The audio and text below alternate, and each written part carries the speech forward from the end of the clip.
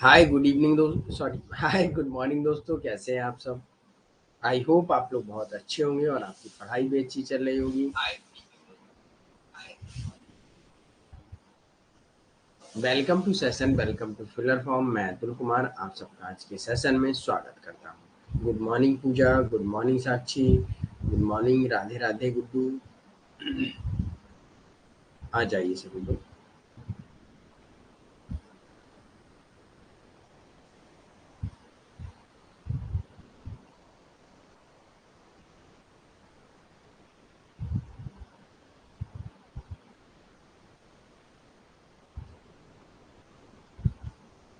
चलिए, और कैसे हैं आप लोग। गुड्डू, पूजा, साक्षी।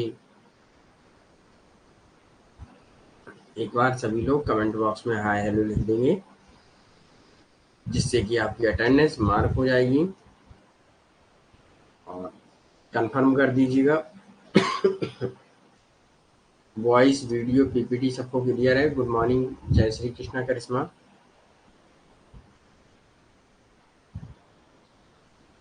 बताइए क्या क्वेश्चन है करिश्मा, पूछ लीजिए, अभी पूछ सकते हैं आप।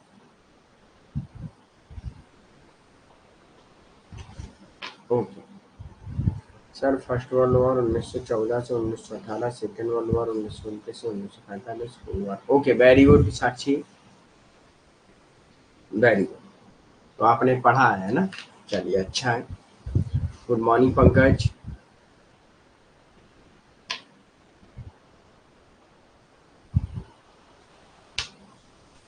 सर इस यूनिट में क्या याद करें और क्वेश्चन कैसे आएंगे। करिश्मा, हमने आपको बताया तो था कल दृष्टिकोण जो हम लोगों ने उपागम पढ़े थे, उनको थ्योरी के रूप में याद करना है और उनके थिंकर के बारे में और उनकी पुस्तक, बस और कुछ नहीं। जब हम लोग रिवीजन करेंगे तब आपको पता चल जाएगा किस टाइप के क्वेश्चन पूछे जाते हैं।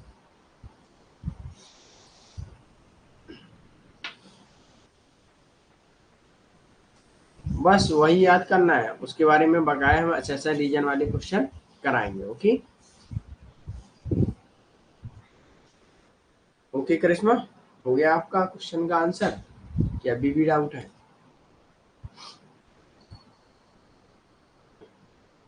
यहाँ तक क्लियर है सभी को।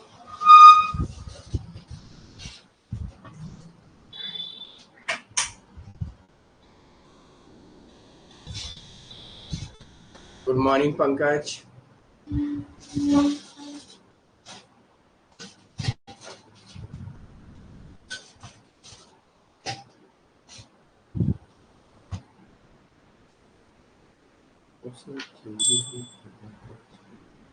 यस, थ्योरी ही पढ़ना है, इसमें से अधिकतर असेसन रीजन पूछे जाते हैं। ओके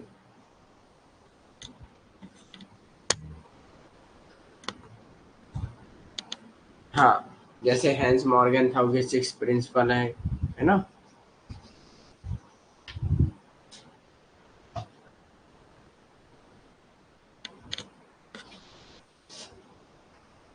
ओके, हैंस मॉर्गन था की पुस्तक है। Good morning Nirmala.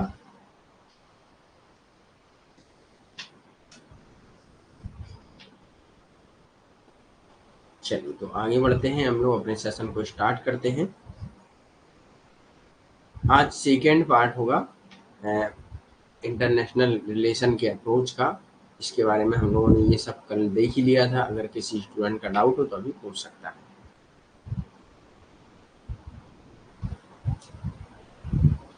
अब हम लोगों को बढ़ना है नव यथार्थवाद। ओके, नव यथार्थवाद क्या बात कहता है उसके बारे में हमें पढ़ना है। नव यथार्थवाद और यथार्थवाद में कुछ अंतर नहीं है।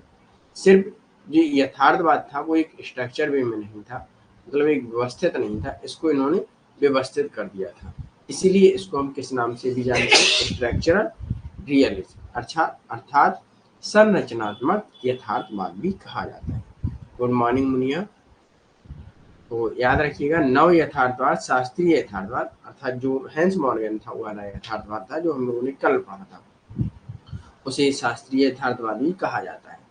पर हैंस मॉर्गेनथाउ के लेखन का एक वैचारिक प्रस्थान था। शास्त्रीय यथार्थवाद ने मूल रूप से अंतरराष्ट्रीय राजनीति के तंत्र को मानव प्रकृति पर आधारित बताया था कि मानव ही खराब होता है, इसलिए या मानव को नश्वर माना था कि वो थोड़ा स्वार्थी होता है।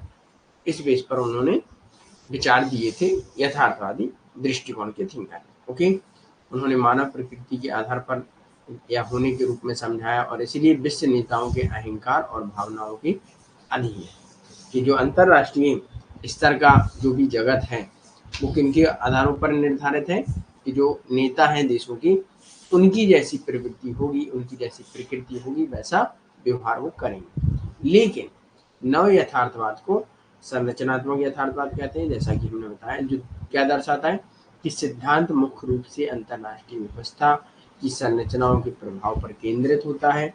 जब यह अंतरराष्ट्रीय राजनीति में परिणामों की व्याख्या करना चाहता है तब क्या बात करता है, अभिनेता अपेक्षाकृत महत्वहीन है क्योंकि संरचनाएं उन्हें कुछ खास तरीके से कार्य करने के लिए मजबूर करती हैं और संरचनाएं कमोबेश क्रियाओं को निर्धारित करती हैं।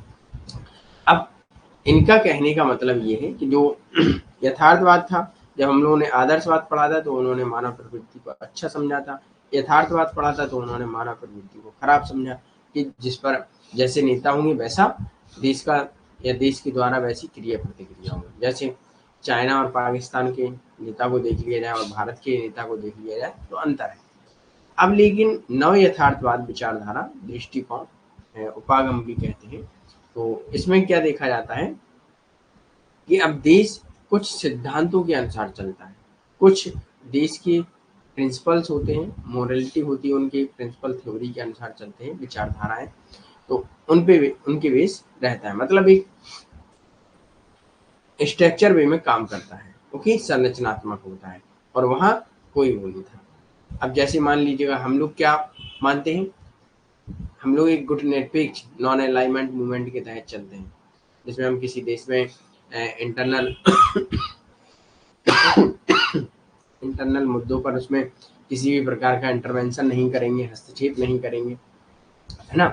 और किसी को हम बिना उसके हम उसके लिए कोई कानून नहीं बनाएंगे या फिर उसकी मदद, है ना, मदद के टाइम पर मदद करेंगे। ये सारी चीजें रही हैं नॉन अलाइनमेंट नेम में, नॉन अलाइनमेंट मूवमेंट गुड निरपेक्ष, कि हम तटस्थ तो रहेंगे, लेकिन कैसी तटस्थता रहेगी, संपूर्ण रूप से नहीं कि भाई गलत को गलत और सही को सही कहेंगे।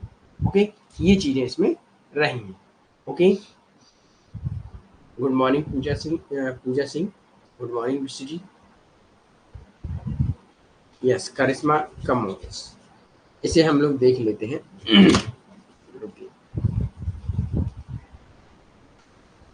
एक स्ट्रक्चर वे में सारी चीजें चलती हैं। ओके, है ना, ये चीजें समझना बस। संरचनाएं कमोबेश क्रियाओं को निर्धारित करती है। स्ट्रक्चर मोर और लेस डिटरमाइन एक्शन, मतलब जो भी प्रक्रियाएं और क्रियाएं हैं उनको एक स्ट्रक्चर में संरचना। Okay, clear. चलो आगे बढ़ा जाए। अब ये कहते हैं कि वैश्विक राज्य व्यवस्था की अराजक संरचनाएं और मानव प्रकृति नहीं, आईआर अंतरराष्ट्रीय संबंध के सिद्धांत नीतियों पॉलिसी तैयार करने का आधार होना चाहिए। आपकी जैसी पॉलिसी होगी उस पर बेस्ड होगी आपके अंतरराष्ट्रीय संबंध। Okay, yes very good. इसमें क्या होता है, सुरक्षा दुविधा तथा security dilemma and balance of power. Okay, तो इसमें भरोसे की कमी होती है, प्रत्येक राज्य अपनी क्षमताओं में वृद्धि कर रहा है, अंतिम परिणाम बढ़ा हुआ तनाव, सुरक्षा में वृद्धि नहीं। तो इसमें सुरक्षा दुविधा होती है, हम किसी के ऊपर विश्वास नहीं कर सकते हैं। तो जैसे मान लीजिएगा आप अपने पड़ोसी के ऊपर कभी भी विश्वास नहीं करेंगे, तो आप अपनी क्षमताओं को बढ़ाते रहेंगे और अंतिम परिणाम क्या होता है कि अपनी सुरक्षा में वृद्धि करते हैं और दोनों के बीच में थोड़ा बहुत तनाव रहता है। तो हर एक देश दूसरे देश पर विश्वास नहीं कर सकता है ना। ठीक, तो इसमें सुरक्षा की दुविधा रहती है, इसलिए हर एक देश अपनी सुरक्षा में वृद्धि करता है, जैसे न्यूक्लियर वेपन बढ़ाना, नई नई वेपन्स लाना, तो ये कहीं ना कहीं हम अपनी सुरक्षा करते हैं। अगला है गुड इवनिंग, गुड मॉर्निंग कोमल।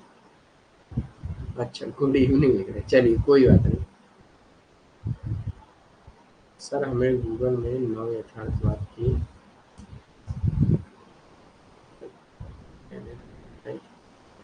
ये सही, यस कैनेथ वोल्टेज है, उनके बारे में हम लोग आगे देखेंगे। ओके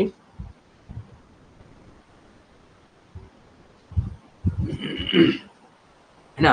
अब हम चाइना पर विश्वास तो कर नहीं सकते, तो हमें भी अपनी शक्ति कहीं ना कहीं बढ़ानी पड़ेगी और हमें अपने ऊपर ही विश्वास करना पड़ेगा। चाइना कहें कि भाई चाइना के लिए हमें अपनी शक्ति ना बढ़ाए कि हमारी अमेरिका मदद कर देंगे, हो सकता है लास्ट टाइम पर चाइना अमेरिका के लिए कुछ एफटीए ला दे, फ्री ट्रेड एग्रीमेंट ला दे कि भाई अब हमारे यहाँ फ्री ट्रेड कीजिएगा और मैं भारत के साथ युद्ध करने जा रहा है, आप उसमें किसी प्रकार का हस्तक्षेप मत करिएगा। तो भाई सब कुछ लास्ट में सारे दूर भाग जाते हैं। जैसे मान लीजिएगा आपके दोस्त मुसीबत में आपके नहीं रहते ना, सेम वही कंडीशन रहती है। तो जो भी है, जो विश्वास है सुरक्षा के लिए आपके जितने भी कदम है वो स्वयं उठाए जाते हैं। ओके अगला है शक्ति संतुलन, बैलेंस ऑफ पावर। आंतरिक बनाम बाहरी अर्थात इंटरनल एक्सटर्नल क्षमताओं एवं शक्तियों के आधार पर राज्यों का रैंक क्रम। महान शक्तियों की पहचान करने के लिए यूनी मतलब यूनिपोलर और बाइपोलर एंड मल्टीपोलर ये वर्ल्ड सिस्टम है। जैसे कि वर्ल्ड वॉर हुए थे तो उसमें क्या था, यूनिपोलर था, द्विध्रुवीय विश्व था। उसके बाद क्या हुआ, यूनिपोलर जब अमेरिका आया। आज विश्व कैसा है, मल्टीपोलर है। ओके यस यस यस, आज विश्व कैसा है, आज विश्व मल्टीपोलर है। हर किसी के पास किसी न किसी रूप में शक्ति है। जैसे भारत के पास आज आर्थिक रूप से भी शक्ति है, थोड़ी बहुत सैनिक रूप से भी है, कल्चर रूप से भी है। अन्य देशों में कैसे है, भाई अमेरिका है पैसे में बढ़िया है। तो हर चीज में हर कोई अलग अलग है। आज विश्व मल्टीपोलर है और शक्ति संतुलन में क्या है कि हर देश अपनी शक्ति संतुलित रखता है। कि जैसे मान लीजिएगा जैसे पाकिस्तान या चाइना अपनी शक्ति हमसे ज़्यादा बढ़ा लेगा तो हम भी अपनी शक्ति बढ़ाएंगे उससे ज़्यादा, एक बैलेंस रखेंगे कि हमारे ऊपर वो या हमसे ज़्यादा ना हो पाए, है ना, हमसे ज़्यादा उसकी सिक्योरिटी ना हो पाए। हम भी अपने इतनी बढ़ाएंगे कि कोई ना कोई नीचे रहे, जैसे कि भाई हमारे ऊपर कोई आक्रमण ना कर सके। ओके क्लियर है यहाँ तक।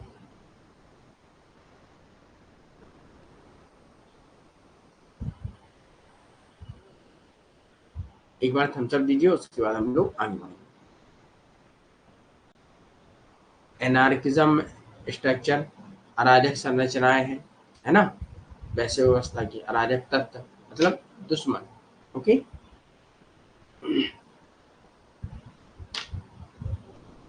ओके वेरी गुड, आगे बढ़ते हैं। इनके कुछ की एसेंशन देख लेते हैं, मुख्य धारणाएं देख लेते हैं। तो ये लोग क्या मानते हैं, अंतरराष्ट्रीय प्रणाली में राज्य ही एकमात्र अभिनेता, राज्य को एक एक्टर मानते हैं। तो ये चीजें आपको याद करनी है। ओके करिश्मा आप पूछ रही थी कि सर क्वेश्चन कैसे बनेंगे कहाँ से, अब यहाँ से पूछ लेंगे कि नव यथार्थवाद में सबसे मैन एक्टर कौन है, तो मैन एक्टर राज्य है। ओके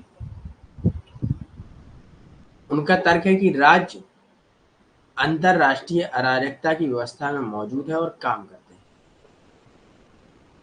उनका तर्क क्या है, राज्य जो है अंतरराष्ट्रीय अराजकता की व्यवस्था में मौजूद है और काम करता है। सॉरी, जो अंतरराष्ट्रीय अराजकता है अर्थात एनार्की है, उसमें जो भी काम करता है वो कौन करता है, राज्य करता है। ओके वे मानते हैं कि प्रणाली की संरचना अभिनेता के व्यवहार पर एक प्रमुख निर्धारक है। अब वो कहते हैं कि जो प्रणाली है मतलब देश की जो फॉरेन पॉलिसी या नीतियां बनाई गई वो कहीं ना कहीं एक नेता के रूप में या एक एक्टर के बिहेवियर के रूप में प्रदर्शित होती है। ओके राज्य स्वायत्त उन्मुख है अर्थात अपने स्वयं के हित के लिए काम करता है और एक अराजक और प्रतिस्पर्धी प्रणाली है, मतलब कंपटीशन रखता है और एक अराजक है दूसरों के लिए कि भाई सबसे पहले स्वयं। उन्हें सहकारी व्यवहार पर स्वयं सहायता और अस्तित्व के पक्ष में धकेलती है। सेल्फ हेल्प, सर्वाइवल, स्वयं पर। ओके, ये सारी चीजें उसमें रही हैं, कुछ यथार्थवादी विचारधारा की भी शामिल है। ओके, तो यथार्थवाद और नव यथार्थवाद अलग नहीं है। सिर्फ नव यथार्थवाद क्या है, एक वैज्ञानिक तरीके से है, एक संरचनात्मक तरीके से है। Okay, clear. जैसे कि आदर्शवाद के विपक्ष में यथार्थवाद आया, लेकिन यथार्थवाद के विपक्ष में नव यथार्थवाद नहीं आया, बल्कि एक स्ट्रक्चर रूप में आया। ओके,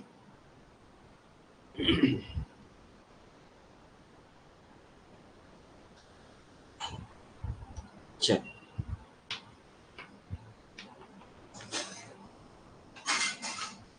यहां तक क्लियर है। अब राज्य तर्क संगत रैशनल एक्टर है, लाभ को अधिकतम अपना करता है, नुकसान को कम करना चाहता है, रणनीतियों का स्वयं चयन करता है, अराजकता द्वारा प्रस्तुत सबसे महत्वपूर्ण समस्या का अस्तित्व है ना। राज्य अन्य राज्यों को संभावित शत्रु मानता है एवं राष्ट्रीय सुरक्षा के लिए खतरों के रूप में देखता है अन्य राज्यों को। जब भी हम चाइना या पाकिस्तान को किस रूप में देखते हैं, शत्रु के रूप में, है ना। यह अविश्वास और भय एक सुरक्षा दुविधा पैदा करता है। अविश्वास कि भाई हमें अपने पड़ोसी पे विश्वास नहीं है, हो सकता है वो कभी भी कुछ भी कर सकता है ना। तो ये एक सुरक्षा दुविधा पैदा करता है, सिक्योरिटी डायनामिक। यह अधिकांश राज्यों की नीतियों को प्रेरणा के रूप में भी कार्य करता है। हम लोग अपने देश की फॉरेन पॉलिसी के बारे में जब बात करते हैं या बनाते हैं, जो भी हमारे डिस्प्यूट्स हैं, वो डिप्लोमेट्स हैं, बात करते हैं फॉरेन पॉलिसी के बारे में, तो क्या कहीं ना कहीं हमारे राज्य को अधिक से अधिक सुरक्षा। ओके, जब हम लोगों ने हेंस मॉर्गन था कि 6 प्रिंसिपल पढ़े थे, तो उसमें क्या था कि आपकी जो पॉलिसी होगी वो आप किसी और पर थोप नहीं सकते, और आपकी पॉलिसी में जो नैतिकता होगी वो सार्वभौमिक नैतिकता से अलग होगी। ओके, ये चीजें क्लियर। यस, यथार्थवाद का वैज्ञानिक या संरचनात्मक रूप है। ओके,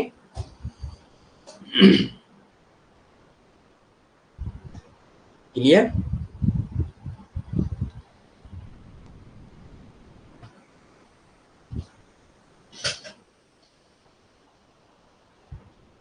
हो गया क्लियर कि नहीं भाई? चल, ओके।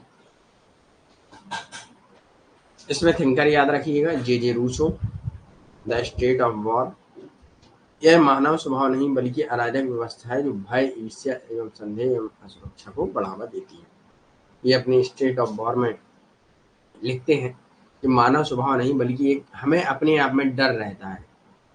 अगर जैसे मान लीजिएगा आप अपने घर में कोई भी सिक्योरिटी पर्पस कोई भी कार्य कराते हैं, जैसे कि मान लीजिएगा आपने अपने घर में सीसीटीवी कैमरे लगवाए, तो किस लिए लगवाए? आपको डर है कहीं चोर ना आया और आए तो हमें एक चहल पहल दिखती रहे कि कौन आया कौन नहीं, राइट। तो आपके अंदर भय एवं असुरक्षा हो जाती है, तब हम लोग एक सुरक्षा के लिए अपने स्वयं से कुछ कदम उठाते अपने लिए। ओके, केनेथ वॉल्टेज का हम लोग पढ़ेंगे डिफेंसिव रियलिज्म। इनकी कुछ इम्पोर्टेंट पुस्तकें, बहुत इम्पोर्टेंट पुस्तकें, इनको आपको याद रखना है। Okay, man, the state and war, theory of international politics, realism and international politics. ठीक है, केनेथ वॉल्टेज डिफेंसिव रियलिज्म के बारे में बात करते हैं, अर्थात रक्षात्मक यथार्थवाद। ओके, वह अंतरराष्ट्रीय राजनीतिक प्रणाली की वैज्ञानिक व्याख्या करते हैं। आपको समझ में आ गया कि नव यथार्थवाद क्या है? एक वैज्ञानिक व्याख्या से। ओके, वह 1979 में IR पर बहस हावी होती है और वो कहते हैं कि अंतरराष्ट्रीय राजनीति के उनके सिद्धांत ने दावा किया कि अंतरराष्ट्रीय राजनीति की संरचनाएं कोई मानव प्रकृति निर्मित राज्य उस तरह से कार्य नहीं करती जैसे वे करते हैं। जैसे मानव की प्रकृति काम करती है वैसे राज्य काम नहीं करते हैं। ओके, राज्य अपने हिसाब से काम करते हैं। तो उन्होंने रक्षात्मक यथार्थवाद का प्रस्ताव दिया, डिफेंसिव रियलिज्म। यह विचार राज्य की सुरक्षा को अधिकतम करता है। मतलब डिफेंसिव रियलिज्म में क्या होता है, हम लोग आक्रमण नहीं करते हैं, ऑफेंसिव नहीं होती है, डिफेंसिव होती है कि हम अपनी सुरक्षा के संसाधन बढ़ाते जाएंगे। ओके, कि हमें दूसरे से भय है तो हम अपनी सुरक्षा बढ़ाते जाएं। ओके, इतना आपको याद रखना है। अब यहाँ से क्वेश्चन कैसे बनेगा, इनकी बुक से बन सकता है और यहाँ से थिंकर पूछ सकते हैं, कौन से थिंकर आदर्श वास्ते हैं, रियलिज्म से हैं, कौन से थिंकर आइडियलिज्म से हैं और कौन से रियलिज्म और वो नौ रियलिज्म। तो यहाँ से ऐसे क्वेश्चन बन सकते हैं और ये भी पूछ सकते हैं कि डिफेंसिव रियलिज्म किससे संबंधित है, तो क्या इंपॉर्टेंट। ओके, आगे हम लोग देखेंगे जॉन मेयरसाइमर का आक्रामक यथार्थवाद अर्थात ऑफेंसिव रियलिज्म। इसमें क्या है, इनकी सबसे पहली पुस्तक जो है the tragedy of great power politics 2001। तो इसमें उन्होंने ऑफेंसिव रियलिज्म के बारे में बात करते हैं अर्थात आक्रामक यथार्थवाद। ये सेम रक्षात्मक के उल्टा है।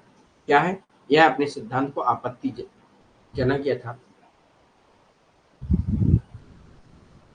आपत्तिजनक यथार्थवाद के रूप में भी देखते हैं। तो यहाँ से ये भी पूछ सकते हैं कि आपत्तिजनक यथार्थवाद के रूप में कौन देखता है। तो ये दावा करते हैं कि सभी राज्य शक्ति के सर्वोत्तम मार्ग के रूप में शक्ति को अधिकतम करना चाहते हैं। ठीक है, आक्रामक यथार्थवाद इस धारणा पर टिका है किस पर, कि भाई महान शक्तियां हमेशा अपने प्रतिद्वंदियों पर सत्ता हासिल करने के अवसरों की तलाश करती हैं और उनके अंतिम लक्ष्य के रूप में आधिपत्य के रूप में साथ आती हैं।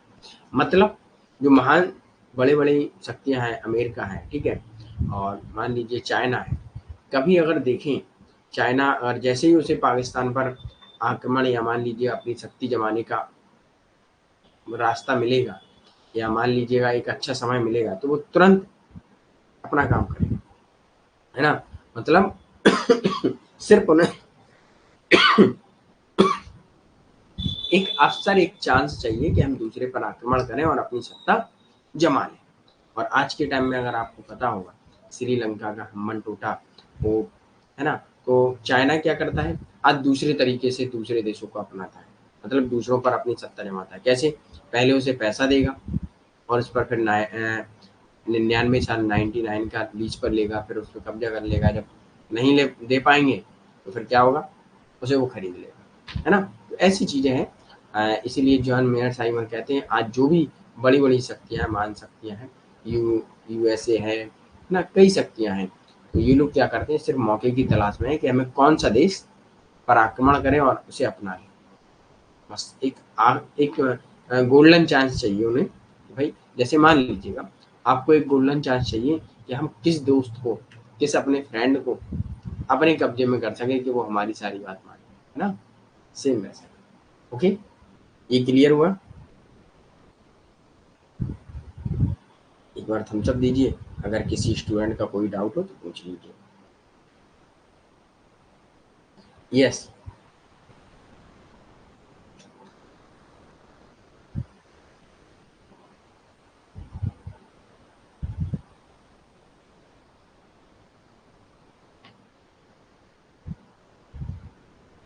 Okay, very good. अगला आता है नव यथार्थवाद ने अंतरराष्ट्रीय राजनीति के अध्ययन में वैज्ञानिक व्याख्या की। इसने शीत युद्ध के युग, बदलते वैश्विक राजनीतिक परिवेश के अनुकूल एवं अंतरराष्ट्रीय राजनीति के एक विशिष्ट शैक्षणिक क्षेत्र को आगे बढ़ाया, जो हमने आपको स्टार्टिंग में बताया था, है ना। तो एक वैज्ञानिक व्याख्या करते हैं कि कैसे क्या होता है, डिफेंसिव ऑफेंसिव के बारे में बात करते हैं। ओके, चलो अब आता है संरचनात्मक मार्क्सवाद, स्ट्रक्चरल मार्क्सिज्म। तो कार्ल मार्क्स के बारे में हम लोग थोड़ा पढ़ेंगे। तो मार्क्सवादियों का तर्क क्या है कि अंतरराष्ट्रीय राजनीति किस पर स्तर है किस पर आधारित है, वो वर्ग संघर्ष के विचार से ज्यादा कुछ नहीं है, बल्कि वर्तमान परिप्रेक्ष्य में कार्ल मार्क्स 19वीं सेंचुरी की प्रतिष्ठित व्यक्ति है। सिर्फ इतना समझ लीजिए, यहाँ स्ट्रक्चरल मार्क्सिज्म में क्या है कि भाई वो बताते हैं कि जो विश्व है वो किस पर आधारित है, दो वर्गों पर आधारित है, वर्ग संघर्ष का विस्तार है और ज्यादा कुछ नहीं।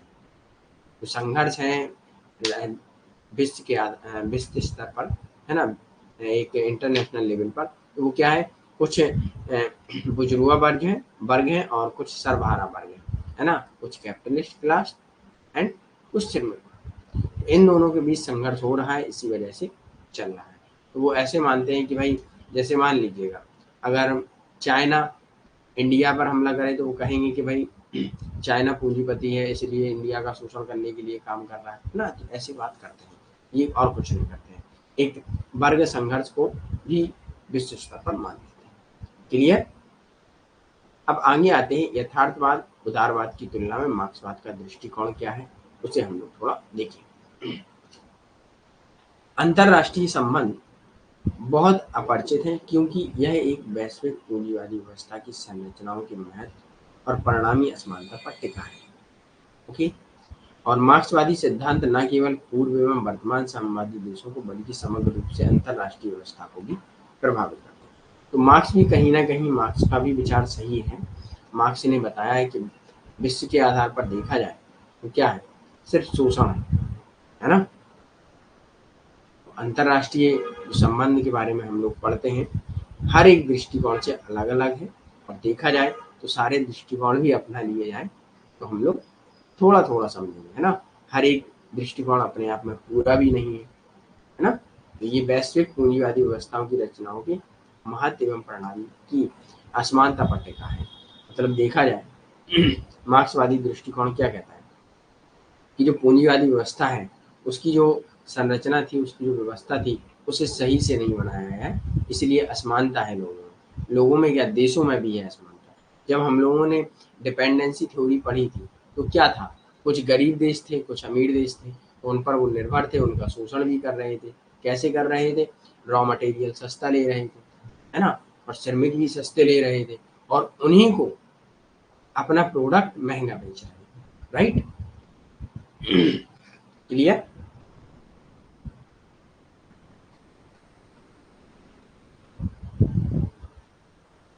अल्थ्यूजर स्ट्रक्चर मार्क्सिज्म के फादर या कार्ल मार्क्स। देखिए, अल्थ्यूजर फादर होंगे, कार्ल मार्क्स नहीं होंगे। ओके।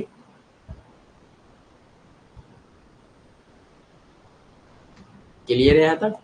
चलिए, उसके बारे में मैं आपको कंफर्म कर दूंगा पंकज। ओके। अब आता है आईआर में मार्क्सवाद के मुख्य सिद्धांत क्या है। यह पूंजीवादी विश्व व्यवस्था में अंतरराष्ट्रीय व्यवस्था प्रमुख वर्ग के हितों को आगे बढ़ाती है। मतलब पूंजीवादी व्यवस्था के रूप में ये लोग देखते हैं। ओके। अगला राज्य एवं मल्टीनेशनल कंपनी एमएनसी अंतरराष्ट्रीय संगठन सभी वैश्विक आर्थिक प्रणाली में प्रमुख वर्ग हित का प्रतिनिधित्व करते हैं। वैश्विक पूंजीवादी व्यवस्था की संरचना कोर, परिधि एवं अर्धपरिधि, मतलब कोर, पेरीपेरी एवं सेमी पेरीपेरी के बारे में बात करते हैं, जैसा कि हमने आपको बताया। ये चीज आपको पता हो, यहाँ तक क्लियर है सभी को, है ना। आगे बढ़ते हैं। अंतरराष्ट्रीय संबंध हितों एवं शक्ति की परस्पर क्रिया नहीं बल्कि उत्पादन के वैश्विक तरीके एवं राज्यों के बीच उत्पादन की प्रणाली संबंधों का प्रतिनिधित्व। सेम मार्क्स की आपने विचारधारा पढ़ी है, उसे हमें पता है ना। तो वैश्वीकरण और कुछ नहीं है, पूंजीवाद का वैश्विक स्तर है, नया पूंजीवाद साम्राज्यवाद है ना। प्रबुद्धशाली वर्ग राज्य न केवल बल का प्रयोग करते हैं बल्कि अपने विचारों विचारधाराओं का भी प्रयोग करते हैं। सांस्कृतिक अधिपत्य ग्रामसी के बारे में पढ़ा था हम लोगों ने, है ना। ये सारी चीजें हमको देखना है। अब standards of Marxist approach world system में हम लोगों ने इमैनुअल वॉलस्टीन को पढ़ा था कि एक देश कैसे कोर, पेरी पेरी एवं सेमी पेरी पेरी में बटा हुआ है। तो आपको ये चीजें पता होंगी, है ना। चलिए बताइए, कौन क्या बताएगा यहाँ।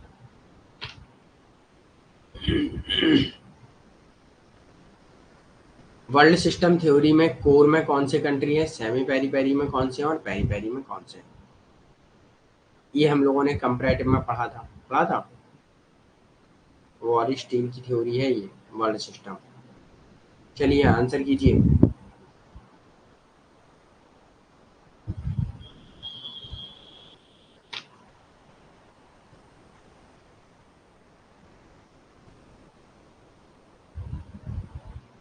कोर में developed country. Okay.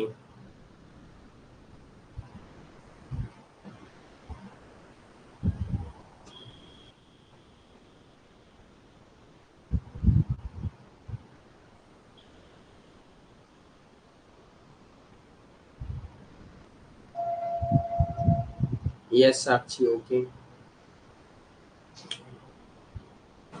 Yes, very good Pankaj. Yes, very good कोमल।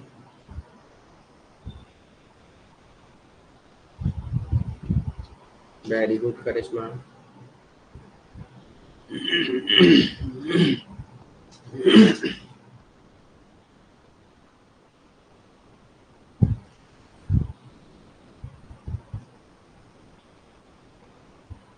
चलिए, तो ये सारी चीजें आपको पता है ना।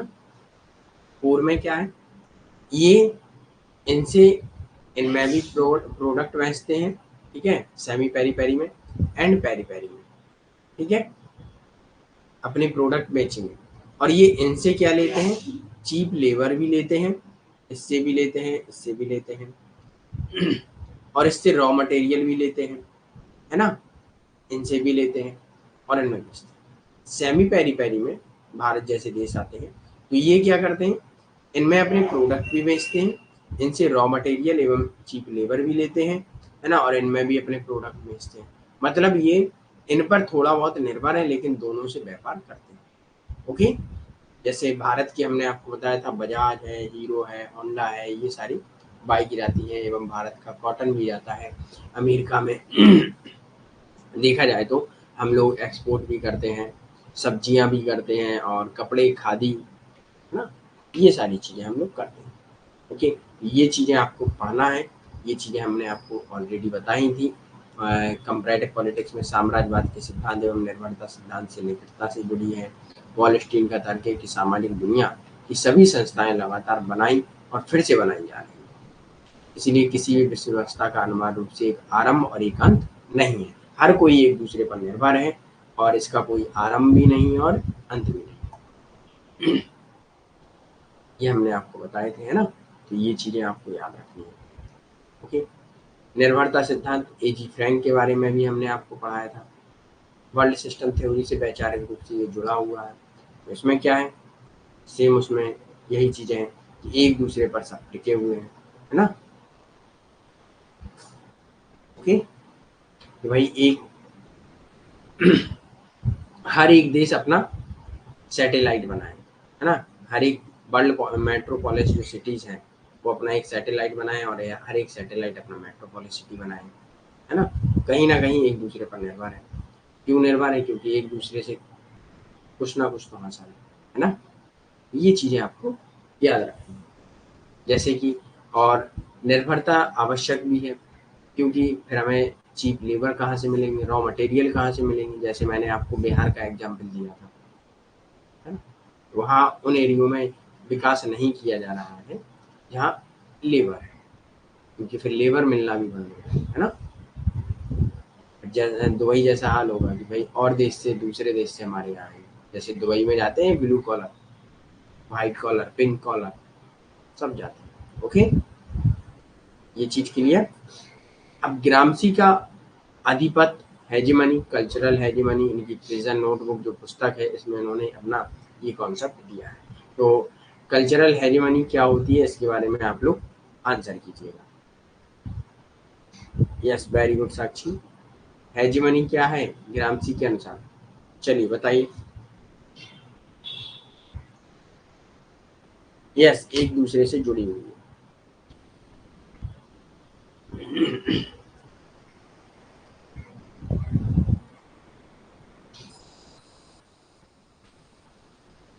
चलिए बताइए।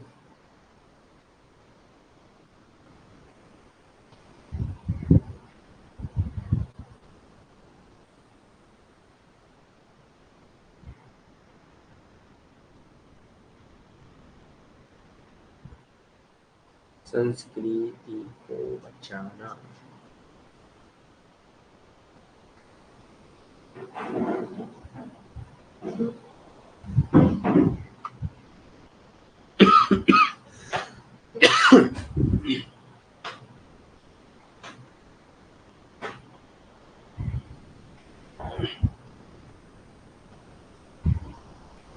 कल्चरल हेरिमनी है क्या, ये बताइए और एग्जाम्पल दीजिए। ठीक है, मैंने एग्जाम्पल बहुत दिए हैं आपको।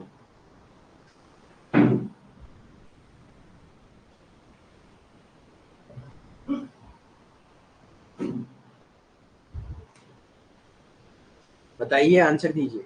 नहीं है पता? साक्षी, ग्रामसी की क्लास नहीं की आपने? कोमल, सुमित्रा, गुड्डू, करिश्मा, जोया, आप में से किसी को भी पता नहीं है?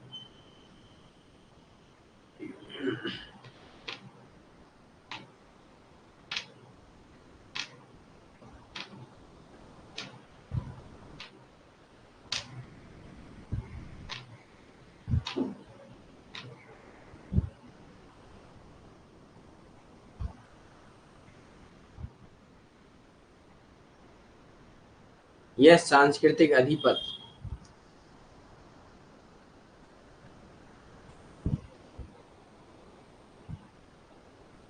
आपके ऊपर पहले क्या होता था? मार्क्स के अनुसार लोगों का शोषण कैसे किया जा सकता था? कि भाई काम करा के किया जाता था। आज आपका शोषण हो रहा है और आपको पता नहीं कैसे। आज आप लोग क्रिसमस मनाते हैं और क्रिसमस में इतना सारा खर्चा करते हैं। आप उनके जो वेस्टर्न कल्चर है उसको आप अपनाते हैं, जीन्स का पैंट पहनते हैं, तो आपका आप शोषण एक अलग ही तरीके से हो रहा है। आपका रॉ मटेरियल आपके यहाँ खादी होता है, आपने कहा हमें जीन्स अच्छा लग रहा है, तो जीन्स की जो कॉस्ट है वो 300 रुपए है लिवाइस की, और ले कितने रहे हैं आप? 4,000 5,000 में लेते हैं। तो ये आपका शोषण नहीं हुआ? कैसे हुआ? बड़ी बड़ी कंपनियों ने अपना थोड़ा बनाया और अपना ब्रांडिंग की, और आपने कहा ये चीज अच्छी है। एडवर्टाइजमेंट के द्वारा आपके दिमाग पर प्रहार करके और आपका शोषण किया जा रहा है। जैसे मान लीजिए कई कंपनियां जैसे डोमिनोज अपना एडवर्टाइजमेंट चलाता है कि दोपहर में आपने नाश्ता किया, नहीं किया तो डोमिनोज मील्स 1% 2%। ये आपका शोषण है कि वो अपना प्रोडक्ट बेच रही हैं और महंगे महंगे बेच रही हैं। अब इस रूप में शोषण हो रहा है। अपने कल्चर में आपको ढालने की कोशिश कर रही हैं।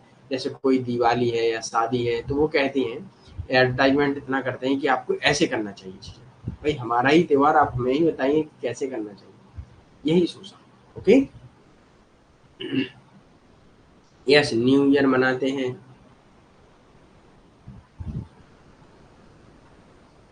यस, धीरे धीरे एक दीमक की तरह वो काम करते हैं। ओके, ये चीजें आपको याद रखनी है।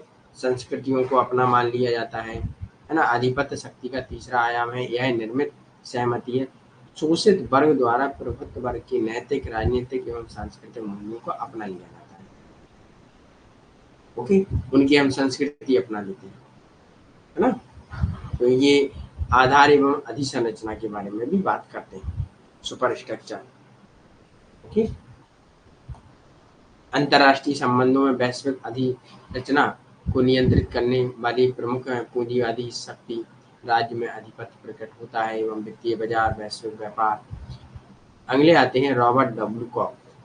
जिस हद तक कोई राज्य अपने आधिपत्य का सफलतापूर्वक उत्पादन रख रखाव कर सकता है वह उसी शक्ति की सीमा का संकेत करता है। आज अमेरिका क्या है? सिर्फ अपना प्रभाव डाले हैं। अमेरिका ने क्या नीति अपनाई थी? उदारवाद।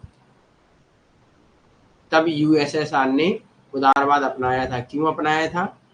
क्योंकि उसने बहुत नुकसान झेला था। समाजवाद में वो गया था कि हम किसी और देश में लेन देन नहीं करेंगे, हमारी जो नीति रहेगी वो समाजवाद की रहेगी, और जिससे कि उसकी आर्थिक व्यवस्था कमजोर हो गई थी।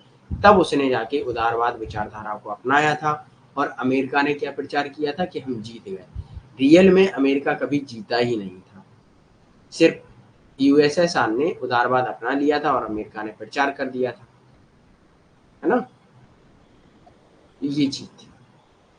रियल में अमेरिका जीता ही नहीं। और आज हम लोग उदारवाद अमेरिका की नीति को अपनाते हैं, है ना। तो आज हम लोग समझते हैं कि अमेरिका अमेरिकन मॉडर्न होना है तो हमें पश्चिमीकरण करना है। Okay, clear? Yes, makeup products, ये एग्जाम्पल सही भी है ना। यहाँ तक क्लियर है सभी को? Okay, very good. अब आता है न्यू लिबरलिज्म। नव उदारवाद क्या है? नव उदारवाद जैसा कि आदर्शवाद है, सेम नव उदारवाद, उसके विपक्ष है, उसकी सेकंड विचारधारा है। उदारवाद विचारधारा एक स्कूल को संदर्भित करता है जो राज्यों को पहले या कम से कम अन्य राज्यों के सापेक्ष लाभ के बजाय पूर्ण लाभ के साथ सबसे पहले माना जाता है। रॉबर्ट केहॉन एवं जोसेफ नाई की नव उदारवादी विचारधारा का संस्थापक माना जाता है। ये चीज इंपॉर्टेंट है, इसे याद करिएगा। नव उदारवाद इस यथार्थवादी दावे को स्वीकार करता है कि राज्य सबसे महत्वपूर्ण अभिनेता है। तो नव उदारवाद ये स्वीकार कर लेता है कि राज्य महत्वपूर्ण है, लेकिन फिर भी सहयोग के लिए महत्व पर जोर देते हैं। अब आदर्शवाद जो था, उसने क्या माना था कि व्यक्ति महत्वपूर्ण है, लेकिन उसने समझा कि भाई द्वितीय विश्व युद्ध हो गया है तो अब हमें थोड़ा पीछा हटना पड़ेगा, नहीं तो हम दब जाएंगे, है ना, नहीं हमारी विचारधारा दब जाएगी। तब वो आगे जाके लेके आते नव उदारवाद। ठीक है, आदर्शवाद की ही विचारधारा है नव उदारवाद। तब वो कहते हैं कि राज्य भी एक महत्वपूर्ण अभिनेता है, लेकिन एक शब्द जोड़ देते हैं, फिर भी उसे सहयोग का महत्व है, मतलब उसे सहयोग की आवश्यकता पड़ेगी, कोऑपरेशन की आवश्यकता पड़ेगी। यहाँ तक क्लियर। अंग नव यथार्थवाद की प्रतिक्रिया है यह नव यथार्थवाद की प्रतिक्रिया है। नव यथार्थवाद की जब न्यू रियलिज्म के बारे में हम लोगों ने यहाँ पढ़ा तो उसकी प्रतिक्रिया में आया, तो अंतर्राष्ट्रीय व्यवस्था की अराजक प्रकृति से इनकार नहीं करता है, अर्थात अंतर्राष्ट्रीय संबंध में प्रमुख अभिनेताओं के रूप में बताता है, लेकिन फिर भी यह गैर राज्य अभिनेताओं एवं सरकारी अंतर सरकारी संगठन के मामले को बनाया जाता है। अब कहीं ना कहीं आपको ये चीज देखने को मिल रही है कि ये आदर्शवादी विचारधारा से भी प्रभावित है, क्योंकि आदर्शवाद का ही दूसरा रूप है ये। तो उसमें ये लोग कहते हैं राज्य के साथ साथ हमें गैर राज्य अभिनेताओं की आवश्यकता पड़ेगी और अंतर सरकारी संगठन अर्थात इंस्टीट्यूशन की भी आवश्यकता पड़ेगी। ओके, यह एक व्यापक शब्द है जो वैश्विक परिवर्तन, सहयोग एवं शांति और समृद्धि को बढ़ावा देने के लिए अंतर्राष्ट्रीय संस्थाओं की भूमिका पर बात करता है। क्लियर, ये चीज समझ में आ गई आपको कि अब ये क्या करते हैं कि राज्य भी इम्पोर्टेंट है, व्यक्ति भी इम्पोर्टेंट है और संस्था भी इम्पोर्टेंट है। ओके, सहयोग होगा, शांति स्थापित कर सकते हैं। क्लियर है यहाँ तक? गुड मॉर्निंग विपिन, आप लेट हैं बहुत, है ना। चलिए, यहाँ तक अगर किसी स्टूडेंट का कोई डाउट हो तो पूछ सकते हैं।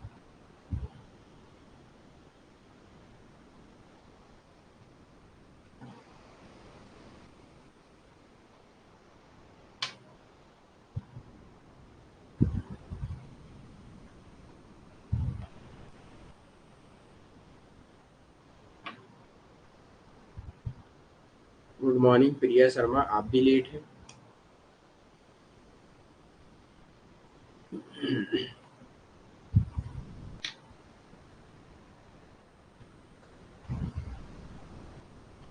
वैश्विक का मुनिया देखिए, वैश्विक का अर्थ क्या होता है, एक ग्लोबल, ओके, एक है अंतरराष्ट्रीय स्तर पर। ओके विश्व होता है विश्व स्तर पर। अब हम विश्व स्तर को ये तो नहीं कहेंगे कि बार बार विश्व स्तर, तो इसलिए एक शब्द छोटा सा बना दिया जाता है वैश्विक। ओके, विश्व स्तर पर।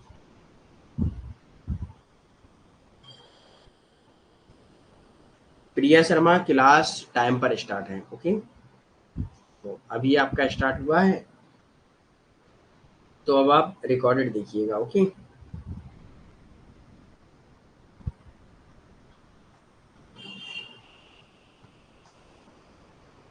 चलिए,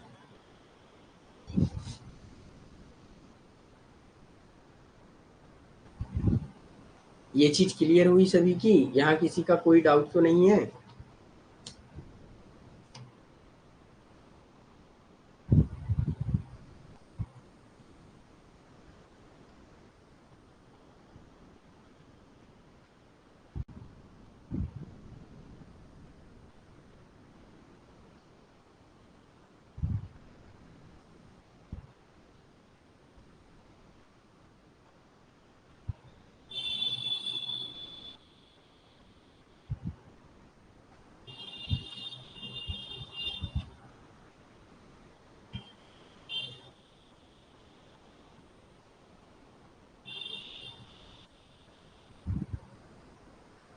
ओके, वेरी गुड। चलिए, अब इसकी मुख्य धारणाएं देख लेते हैं, ये क्या मानते हैं। ये कहते हैं कि राज्य संस्थागत मान्यताओं के साथ रहते हैं, कई राज्य कई अभिनेताओं में से एक है ना। अब ये लोग राज्य को भी मानने लगते हैं, राज्य अभी भी जिम्मेदार अभिनेता है, राज्य जटिल अभिनेता है, राज्य संघर्ष में सहयोग चाहते हैं। ओके, ये चीजें इनके कुछ विद्वान हैं, जैसा कि हमने आपको स्टार्टिंग में बताया था, और ये इनकी पुस्तक है जोसेफ ए नाई एवं रॉबर्ट ओ कोहेन, जटिल अन्योशास्त्रित अर्थात कॉम्प्लेक्स इंटरडिपेंडेंसी के बारे में बात करते हैं। ठीक है, तो ये चीज याद रखिएगा। का अर्थ है परस्पर निर्भरता, जिसमें अभिनेता देश एक दूसरे की क्रियाओं को प्रभावित करते हैं, हर कोई एक दूसरे पर निर्भर है, और ये जटिलता बहुत कठिन, सॉरी, ये निर्भरता बहुत कठिन है। ओके, विशेषताएं, मुद्दों के बीच पदानुक्रम का अभाव रहता है, सुरक्षा सैनिक मुद्दों की प्रधानता नहीं होती है, वैश्वीकृत दुनिया में संघर्षों को हल करने में सैन्य बल की छोटी भूमिका होती है, और जो कॉम्प्लेक्स इंटरडिपेंडेंसी है, जटिल निर्भरता है, न्यूनयासित मॉडल नव उदारवाद का मूल सिद्धांत बन गया है। यह यथार्थवाद एवं उदारवाद के पीछे सत्ता की राजनीति और सहयोग के बीच उच्च एवं निम्न राजनीति का आधा रास्ता है। ओके सर, ये किसकी है, ये जोसेफ नाई और रॉबर्ट कोहेन की दोनों की बुक है। ओके तो अब आपको याद रखना है क्या, देखिए आदर्शवाद को हम लोग उदारवाद भी कहते हैं। ओके,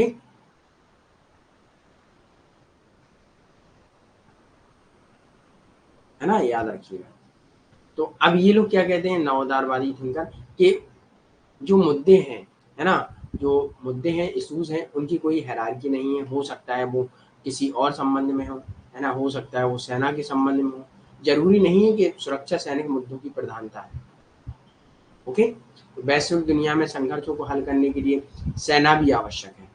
अगर कोई मुद्दा हो जाता है भारत और चाइना के बीच, तो सेना आती है, बातचीत से कभी कभी मुद्दे नहीं सुलझते हैं। तो अब ये लोग क्या कहते हैं, नव उदारवादी जो आदर्शवाद के दूसरे हैं, तो वो लोग कहते हैं कि अब बातचीत नहीं है, थोड़ा बहुत युद्ध की आवश्यकता है। मतलब अब इन्होंने आदर्शवाद के थोड़े विचार ले लिए। ओके, यहाँ तक क्लियर है। चल, इनके मूल सिद्धांत क्या है, राज एकमात्र अभिनेता नहीं है, अब व्यक्ति भी एक अभिनेता है और राज्य भी है। ओके, मतलब राज्य एक अभिनेता नहीं है। सामाजिक कल्याण, अधिक मुद्दे, आर्थिक मुद्दे उतने ही महत्वपूर्ण जितने सुरक्षा मुद्दे। ये कहते हैं जितने सुरक्षा मुद्दे, सिक्योरिटी से संबंधित इशू महत्वपूर्ण है, उतने ही एक सोशल एवं इकोनॉमिक मुद्दे भी महत्वपूर्ण है। ओके, आईआर में संघर्ष के रूप में सहयोग सामान्य रूप से प्रमुख विशेषता है। ठीक, कोऑपरेशन आवश्यक है। नव उदारवाद अंतर्राष्ट्रीय संबंधों के अध्ययन में एक व्यवहारिक दृष्टिकोण को अपनाता है, और अन्योशासित अर्थात निर्भरता अंतर्राष्ट्रीय व्यवस्थाओं और संस्थाओं के अंतर्राष्ट्रीय अभिनेताओं के बीच विश्वास एवं सहयोग बनाने में मदद करता है। इसने समकालीन वैश्वीकृत दुनिया की समस्याओं का सकारात्मक और आशावादी समाधान ढूंढा है। अब ये बात करते हैं, पहले यथार्थवाद क्या कहते हैं, सीधा युद्ध होना चाहिए, बातचीत नहीं। लेकिन नव उदारवाद ने क्या किया, एक बीच का रास्ता निकाला, युद्ध भी होगा थोड़ा बहुत और बातचीत भी। जो चीजें बातचीत से सॉल्व हो सकती हैं उन्हें बातचीत से करिए, और जो चीजें युद्ध से होंगी वो युद्ध से। रसिया यूक्रेन में क्या हुआ था, बातचीत से नहीं माना था यूक्रेन, है ना, उन्होंने युद्ध कर दिया था सीधा। ओके, मान लीजिए जैसे आपके घर के बाहर बार बार पड़ोसी आपका अपनी 4 व्हीलर या 2 व्हीलर पार्क कर देता है, आप उसे बात से समझाएं, प्रेम से समझाएं, है ना, कुछ समोसे खिला के समझाएं, जब माने ही ना तब क्या होता है, तब झगड़ा होता है, फिर कहते हैं कि हमारा पड़ोसी बहुत खराब है। और इतना तो पता है सभी के पड़ोसी खराब होते हैं, है ना। चल, बात करने से सॉल्व हो तो ठीक है, नहीं तो ये यस। चलिए, अब ये आपके लिए थोड़ा ब्रेक ब्रेक तो नहीं है, वो क्लास में बहुत लंबा चौड़ा था, इसलिए इसे आप इग्नोर करिए। अब आता है सोशल कंस्ट्रक्टिव थ्योरी, इसके बारे में हम लोग कल चर्चा करेंगे। ओके, कि एक सामाजिक संरचनात्मक सिद्धांत क्या बात करता है, उसके बारे में हम लोग हो सकता है आज 8 PM की क्लास कंफर्म हम आपको करके बता देंगे। अगर आपको हो सकता है होगी और हो सकता है नहीं भी, है ना? इसका कोई अभी कंफर्म नहीं है, मैं आपको कंफर्म कर दूंगा। ओके, फिलहाल 1-2 घंटे पहले ही कर दूंगा।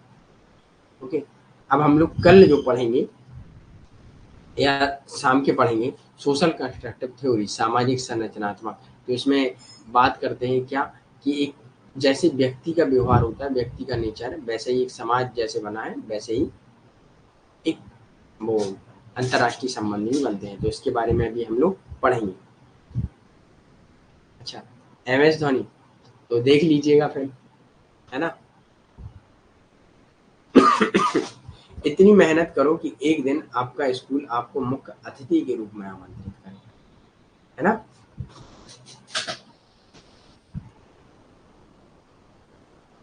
इतनी मेहनत करो कि एक दिन आपका, ये 5 मिनट का कोई ब्रेक व्रेक नहीं है, आपका स्कूल आपको मुख्य अतिथि के रूप में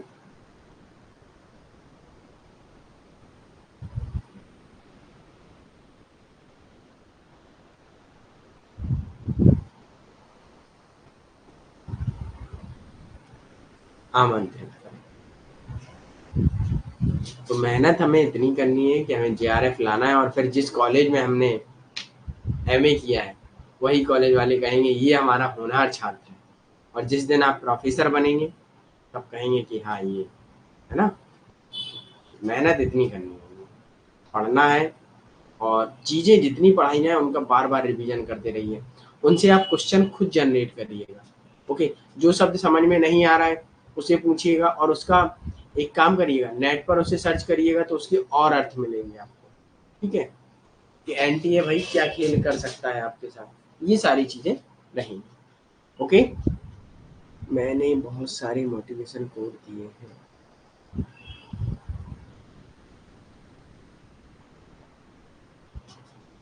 ओके, चलिए, तो मेहनत हम लोगों को कितनी करनी है? इतनी ही करनी है। आप किसी भी स्टूडेंट का अगर कोई डाउट हो तो यहाँ पूछ सकते हैं, ठीक है? कि सर इसमें कोई दिक्कत है, अगर इससे संबंधित है तब भी आप पूछ सकते हैं, और अदर टॉपिक से संबंधित है वो भी आप पूछ सकते हैं, और बुक को कैसे याद करना है ये हमने आपको बताया था फर्स्ट पेपर में। अच्छा, हमें ये बताइए, आपको फर्स्ट पेपर में आप सबकी पढ़ाई कैसी चल रही है? फर्स्ट पेपर में आप सबकी पढ़ाई कैसी चल रही है?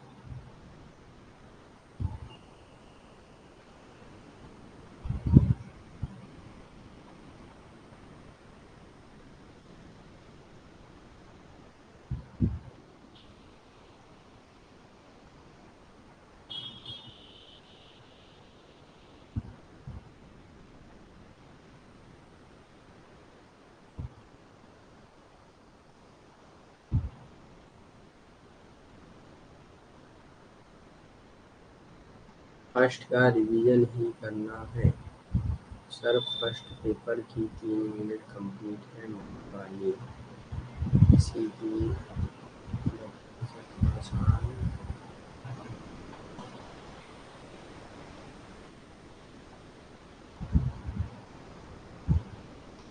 चल, उसका रिवीजन करते रहिए। ओके, तो रिकॉर्डेड बैच हों उनको भी आप लोग देख लीजिएगा, क्योंकि आप लोगों ने अगर खरीदे हैं तो फिर रिकॉर्डेड बैच भी आपको मिल गए होंगे, राइट? तो उनको भी आप लोग जल्दी से देख लीजिएगा, जिससे कि आपका सिलेबस कंप्लीट हो जाएगा, और जो टॉपिक आप पढ़ रहे होंगे वो भी आपका कंप्लीट हो जाएगा, है ना?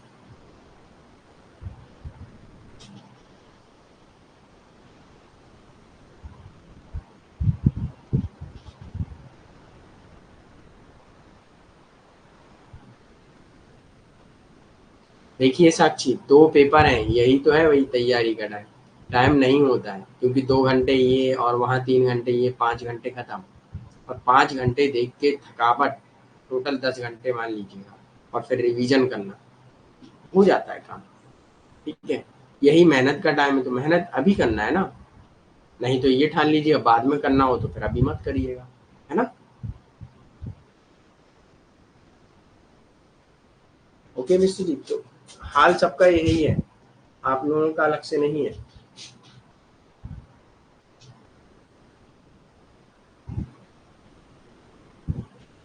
भाई दिमाग हिलेगा, सब कुछ होगा। तो एक बार आपका सिलेबस कंप्लीट हो जाए, ठीक है, फिर नहीं होगा कुछ। बस एक बार कर लीजिए कंप्लीट, फिर उसके बाद रिवीजन होता रहेगा। क्योंकि अब पिछले स्टूडेंटों ने जिन्होंने कोर्स कंप्लीट कर लिया था, उनका अब क्या है, उनके लिए ये सारी चीज़ें ईजी हो गई होंगी, क्योंकि दोबारा से रिवीजन हो रहा है और उन्होंने कई बार रिवीजन किया होगा, है ना। अब रिवीजन के टाइम जब हम कराएंगे, क्वेश्चन कराएंगे, तब वो लोगों के आंसर देखना एकदम फटाक से आएंगे, है ना।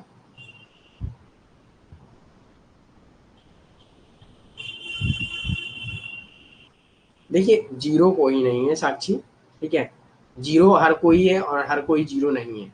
हमें ये बताइए, बचपन में आप चलना जानते थे? नहीं जानते थे। और आज कहें हम दौड़ लगाइए तो दौड़ लगा लेंगे। जीरो थे ना, जीरो से हीरो बने, इसमें भी आपको हीरो बनना है ना। एक छोटा सा एग्जाम्पल मैं दूं, जब आप स्टार्टिंग में खाना बनाना स्टार्ट करते हैं ना, तो रोटी स्टार्टिंग में गोल तो आती नहीं है, कई बार बनानी पड़ती है। कई बार ऐसे भी आती है, कई बार ऐसे भी आती है, भारत का नक्शा भी बनता है। तो जब आप बनाना सीख जाएंगे तो ऑटोमेटिक गोल आएगी। तो रिवीजन से आई ना आपकी रोटी गोल, तो रिवीजन करिए, सब चीजें होंगी। ओके।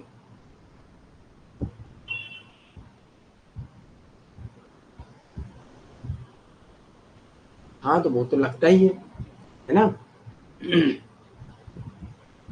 चलिए, thank you for today session watch and most welcome. अब हम लोग मिलेंगे, हो सकता है 8 PM। ओके, जैसा भी होगा हम आपको बता देंगे।